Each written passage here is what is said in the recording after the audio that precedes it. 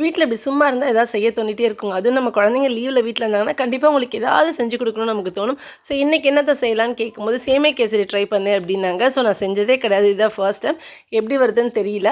So அதுக்கு வந்து ஒரு பாத்திரத்தில் நெய் விட்டு 5-6 முந்திரி வறுத்து எடுத்துக்கிட்டேன். அதே பாத்திரத்தில் ஒரு பேக்கெட் சேமியா ஆட் பண்ணி நல்லா கோல்டன் கலர் வர வரைக்கும் ரோஸ்ட் பண்ணிக்கலாம். இப்போ சேமியாவுக்கு தேவையான தண்ணி நான் சின்ன கிளாஸில் 3 கிளாஸ் தண்ணி விட்டு ஒரு 2 to 3 மினிட்ஸ் நல்லா கொதி வந்ததுக்கப்புறம் நம்ம ஆல்ரெடி நெய்யில் வறுத்து வச்சுருக்க சேமியா வந்துட்டு உள்ளே போட்டுடலாம். சேமியா ரொம்ப சீக்கிரம் வந்துடும் இல்லையா. 2 to 3 மினிட்ஸ் நல்லா வெந்ததுக்கப்புறம் கொஞ்சம் நான் ஆரஞ்சு கலர் ஃபுட் ஆட் பண்ணியிருக்கேன். ஸோ இதெல்லாம் நல்லா மிக்ஸ் பண்ணி வேக விட்டுட்டு சேமியாவுக்கு தேவையான சுகர் ஆட் பண்ணிவிட்டு ஒரு 2-3 ஏலக்காய் மட்டும் ஆட் பண்ணியாச்சு. சேமியா இப்போ நல்லா வெந்ததுக்கப்புறம் நெய்யில் வறுத்து வச்சுருக்க முந்திரி கொஞ்சமாக நெய் விட்டுக்கலாம். டேஸ்ட் என்ஹான்ஸ் பண்ணுறதுக்காக ஒரே ஒரு சிட்டிகை வந்து சால்ட் மேலே போட்டு நல்லா தூவி விட்டு கிளறி விட்டுடும். அப்படின்னா சூப்பரான சேமியா கேசரி ரெடி.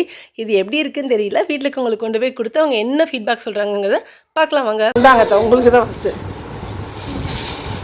இது என்ன ஆக்சுவலி சொல்லு. ஐ கண்டுபிடிச்சிட்டா. தம்பி சாப்பிட்டான் பாரு, சூப்பரா இருக்காமா. ஆமா எப்படி இருக்கு? சேமியா கேசரி மாதிரி இருக்கா இல்லை?